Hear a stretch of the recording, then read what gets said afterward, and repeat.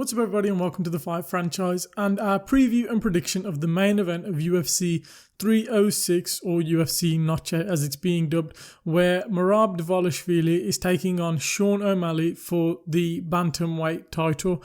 This is quite not a hyped matchup. Sean O'Malley is a massive champion, but I just think this kind of matchup has kind of fallen by the wayside and nobody really cares about it. I feel like Sean O'Malley, though he's a massive star, his hype over the kind of recent months has kind of diminished.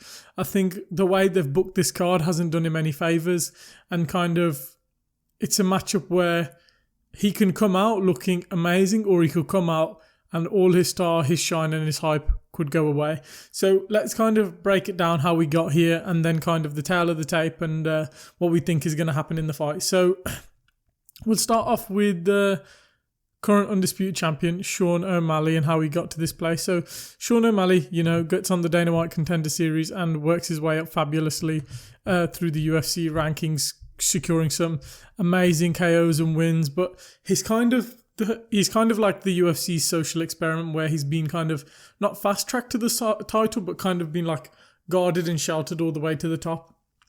He was given tomato cans, as many people would say at the time, and would be given quite simple matchups, which are kind of just him growing his star. But also that was Sean O'Malley's doing. He even said, I manage myself. I kind of say what I want to say and do what I want to do. And why am I going to fight a guy for 100k when I can easily KO a bum for 100k? So worked his way up slowly, getting good wins against Thomas Almeida, Chris Matinho, Julian Paiva, Eddie Wineland with brilliant KO. And then all of a sudden he would go, okay, finally, what a ranked guy in Pedro Munoz.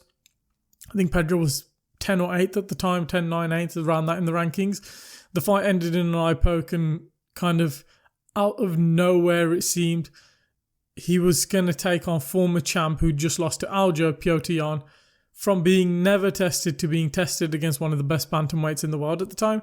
They fight in Abu Dhabi in an amazing fight and fight of the night where, Sean wins the fight by a decision.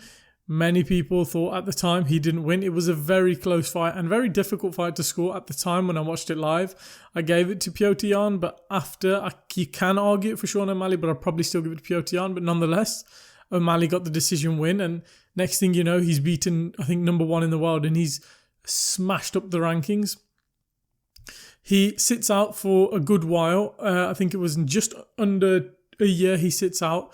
Lets Aljo get a couple of defenses against Dillashaw on the same card, defense against Cejudo, and then Sean O'Malley's like, okay, now it's my time against one of the best bantamweights ever at that point. Aljamain Sterling was on a brilliant run, and he did brilliantly. Sean O'Malley KOs him in the second round.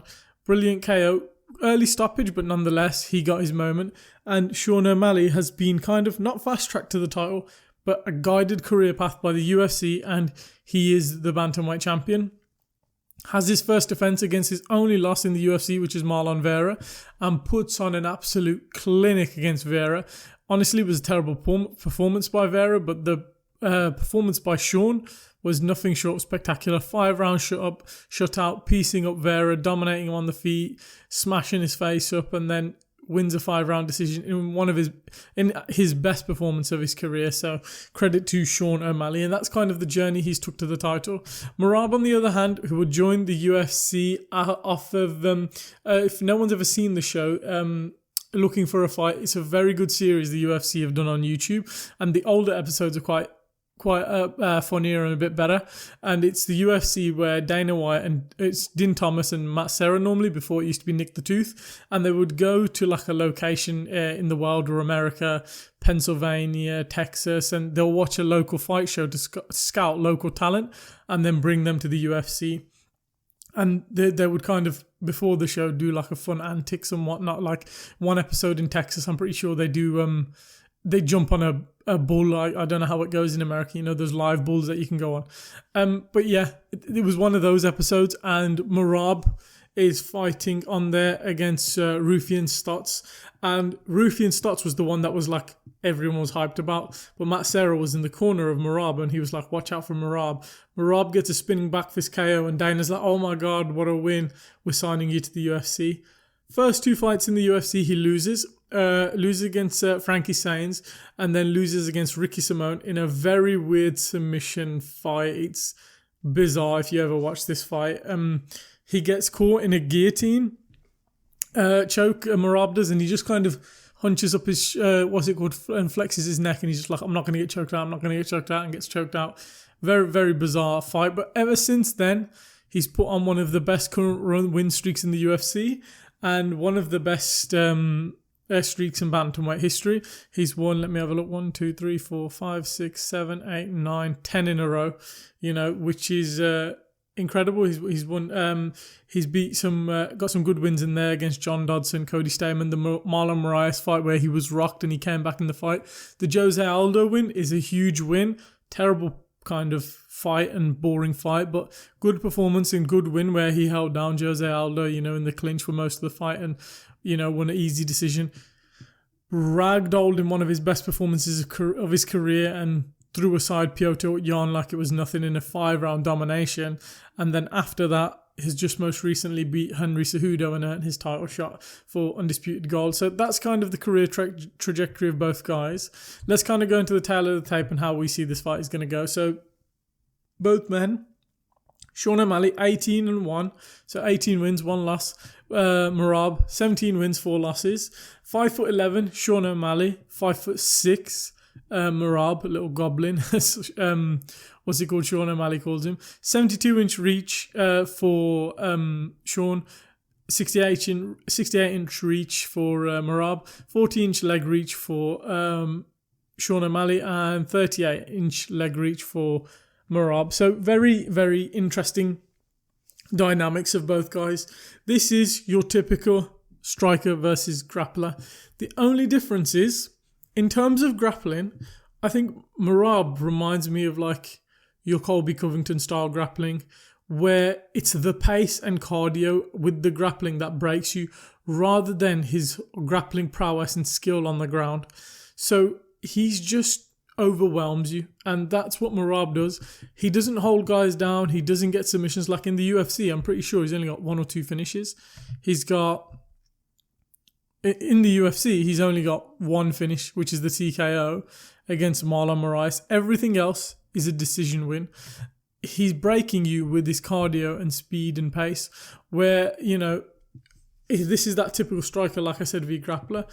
Can he overwhelm Sean O'Malley enough that he can kind of win the decision? Because that's how it's going to be. I think there's 3 ways this fight plays out.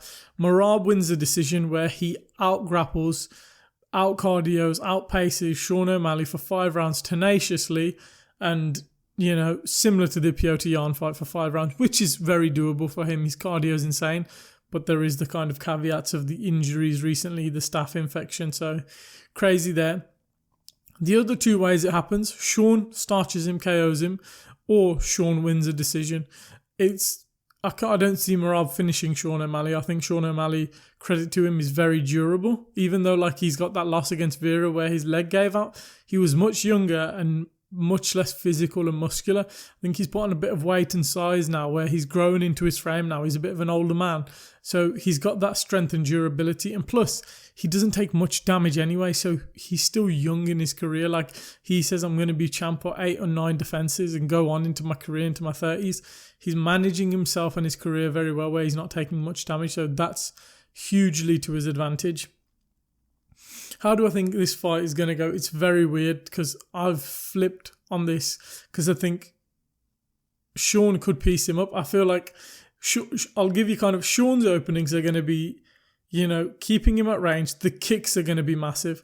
I feel like being in striking range where he's going to be piecing him up on the feet is going to be a bit difficult because that's where Merab's just going to shoot for the takedowns because Merab is going to shoot 30, 40, 50 takedowns this fight. I can see if it goes 5 rounds. But the kicks are going to be key, just stabbing him, keeping him at range, moving laterally.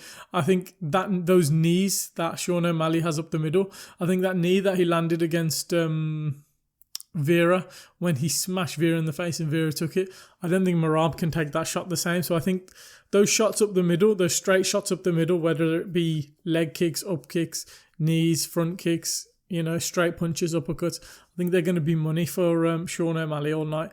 I think And if he can open up, there's been the recent footage of Merab's got the cut right there on his eye.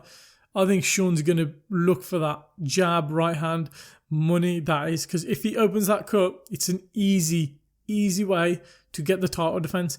No one wants it where, doctor steps in, can't see Merab, is too dangerous, fight's over. Sean O'Malley, as much as he says, I want to KO Merab, he don't give a damn. He just wants to open up that cut, get out of there. I've defended my title against a nightmare style matchup, and then I move on to the next, because he does not want to be in that octagon for too long with Merab. He wants him out of there, because the longer this fight goes and he's still spamming takedowns at you, it's a nightmare. I do think credit to Sean O'Malley. He showed brilliant takedown defense against Aljo, and he's shown very good takedown defense over his career. You know, he's got that long gangly frame where he can kind of sprawl quickly and kind of get the underhooks if he's got Merab under him. I think he can do very well. Merab, on the other hand, it's just literally tenaciousness. It's just going forward, pressuring, kind of careening in like he did against everybody, Cejudo, Petr Yan. I think Cejudo even caught him and rocked him at one point, so he is gettable against a guy like Cejudo. I think O'Malley can do the same. So it is a case of, it is very 50-50 in my eyes. If I'm going to make a prediction, striker, grappler, I'm going to be bold with my prediction, because the odds actually are very even. On the UFC website, it's -118 for Sean, -102 for Merab. If I'm going to go with the prediction, recency bias, I thought Leon Edwards was going to beat Bilal. He didn't. Bilal showed a tenacious wrestler, dominating a striker over 5 rounds. Obviously, Leon had his moments in the fight. But I think tenacious grappling, tenacious wrestling, cardio. Hopefully the staff doesn't affect him. Merab will ragdoll Sean O'Malley for 5 rounds, throw him across the octagon, use his cardio pace, weaponize that enough to drown Sean O'Malley and win a decision. If I'm wrong, I wouldn't be surprised. I can see Sean flatline KOing him, or Sean, if there are close rounds, they're going to give it him and they will want to rob a decision from Merab. The UFC is banking on this being Sean O'Malley, another defense, and helping grow and build his star. Right now, bar Alex Pereira, there is no real big star in the UFC except Sean O'Malley. All the others are kind of fading out. Your old stars like Izzy, who's just lost to DDP now, he's kind of going to the wayside. So if I'm going to predict it, though, I think Sean, if it is a close fight, will win the decision. But I think Merab does enough kind of grappling and just stalls out the fight and does enough in that kind of sense and causes enough damage and problems that he can win a 5-round decision. Very bold prediction that I feel like if I am wrong, you guys are going to rinse me, but it is what it is. That's kind of how I think the fight going to go. Let me know your predictions down in the comments below. Do you think Merab the Goblin wins? Do you think Sean O'Malley wins? Let us know your predictions down in the comments below. Leave a like if you've enjoyed the video. Subscribe for more MMA and fight content coming soon. We hope you enjoyed the video, and we'll catch you in the next one.